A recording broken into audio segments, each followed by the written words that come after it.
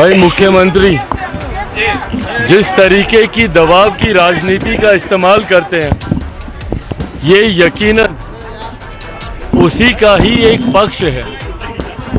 दूसरों को डर दिखाकर मौजूदा गठबंधन से ज़्यादा लाभ लेना, ये मेरे मुख्यमंत्री नीतीश कुमार जी की पुरानी रणनीति का हिस्सा रहा। लोक जनशक्ति पार्टी रामविलास के राष्ट्रीय अध्यक्ष चिराग पासवान आज पटना पहुंचे हैं। पटना पहुंचते हैं उन्होंने चिराग पासवान ने सीधा हमला नीतीश कुमार पर बोला। वहीं कहते कि जिस तरीके से खुसरूपुर में जो दलित परिवार के साथ मारपीट की घटना हुई है और इस तमाम मुद्दों को लेकर आज चिराग पासवान ने सीएम नीतीश कुमार को घेरा है। क्या कुछ कह रहे हैं चिराग पासवान, सुनिए। भाई मुख्यमंत्री जिस तरीके की दबाव की राजनीति का इस्तेमाल करते हैं, ये यकीनन उसी का ही एक पक्ष है। दूसरों को डर दिखाकर मौजूदा गठबंधन से ज़्यादा लाभ लेना, ये मेरे मुख्यमंत्री नीतीश कुमार जी की पुरानी रणनीति का हिस्सा रहा। जब वो एनडीए में रहते हैं तो पैदल चलकर जाएंगे आदरणीय लालू जी की इफ्तार में, ताकि एनडीए को डर दिखाया जा सके। और जब वो महागठबंधन में रहते हैं तो महागठबंधन के कार्यक्रमों को छोड़कर बार बार वो जाएंगे भाजपा के वरिष्ठ नेताओं को श्रद्धांजलि देने, ताकि राजद के ऊपर दबाव बनाया जा सके। ये मेरे मुख्यमंत्री की पुरानी रणनीति का हिस्सा रहा है, दबाव डालकर ज़्यादा से ज़्यादा लाभ।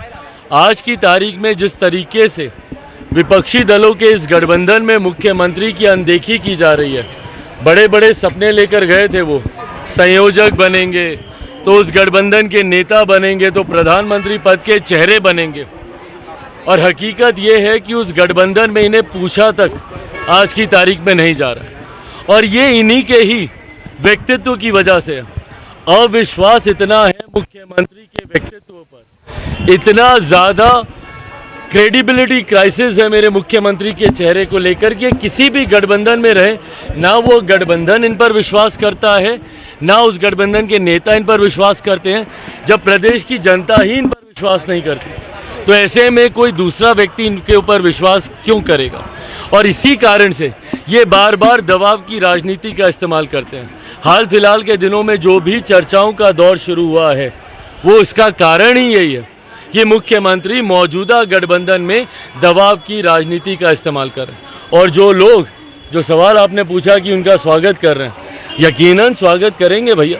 उन्हीं के कोटे से मंत्री बने हैं, तो स्वागत तो उनका करना बनता ही है उनके लिए।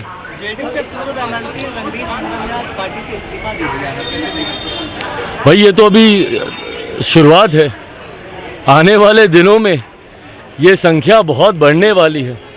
बार बार हम लोगों ने इस बात को कहा है कि एक बड़ा असंतोष जनता दल यूनाइटेड में है।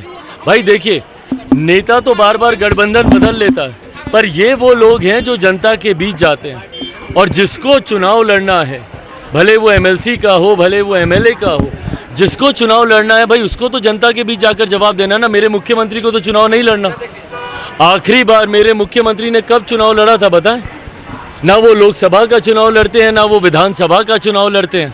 बैकडोर से वो बार बार एमएलसी बनकर अपने आप को नॉमिनेट कर वो मुख्यमंत्री के पद पर बैठे हुए हैं। तो इनको तो जनता के बीच जाना नहीं है, पर जिन लोगों को जनता के बीच जाना है, उनको तो ये जवाब देना है ना कि भैया बार बार क्यों मुख्यमंत्री नीतीश कुमार जी पाला बदलने का काम करते हैं, गठबंधन बदलने का काम करते हैं। तो ऐसे में हर वो नेता जिसको जनता के बीच जाना है और जिसको इस बात का डर है कि जनता उनसे सवाल पूछेगी गठबंधनों को बार बार बदलने को लेकर, हर वो व्यक्ति आने वाले दिनों में चुनाव से पहले गठबंधन मुख्यमंत्री नीतीश कुमार जी की पार्टी जनता दल यूनाइटेड को छोड़कर अलग होगा।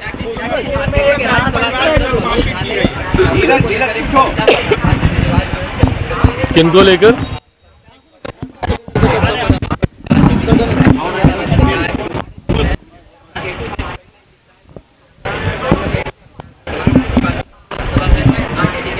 भाई मुझे नहीं पता क्या कविता उन्होंने पढ़ी नहीं पढ़ी, मैंने सुनी नहीं है वो कविता, और किसको उन्होंने टारगेट किया मुझे ये भी नहीं पता। बट हाँ, जो लोग सबको साथ लेकर चलने की बात करते हैं राष्ट्रीय जनता दल में, उन्हीं की पार्टी में रह कर एक दूसरे के खिलाफ विवाद उत्पन्न होते रहे हैं। ये दर्शाता है कि कम से कम महागठबंधन के घटक दलों के भीतर कम से कम सब कुछ ठीक नहीं चल रहा। अभी हम लोग वहीं जा रहे हैं और जिस तरीके की ये शर्मनाक घटना घटी है, जिन लोगों के पेट में सबसे ज़्यादा दर्द उठता था मणिपुर की घटना को लेकर, आज वो तमाम लोग खामोश बैठे हैं जो भारत की संसद में चीख कर मणिपुर की घटना के ऊपर, और उस दिन मैंने सदन में भी इस बात को बोला था जब मणिपुर को लेकर चर्चा हो रही थी, उस दिन भी मैंने ये बात बोला था कि यकीनन मणिपुर को लेकर चिंता जाहिर करने की ज़रूरत है, पर ये चिंता हर उस राज्य में ऐसी हो रही घटनाओं को लेकर जाहिर करने की ज़रूरत है। ऐसे में मैंने बिहार का भी विशेष तौर पर वहाँ पर जिक्र किया था।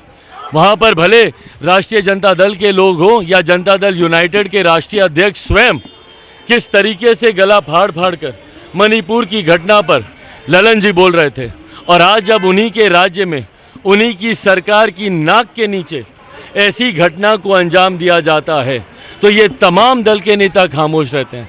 ये सवाल पूरे तथाकथित विपक्षी दलों के गठबंधन, जो इंडिया के नाम से इन्होंने जो एक गठबंधन बनाया है, सबसे ये सवाल उठता है कि भैया बिहार की घटना पे ये लोग खामोश क्यों हो जाते हैं।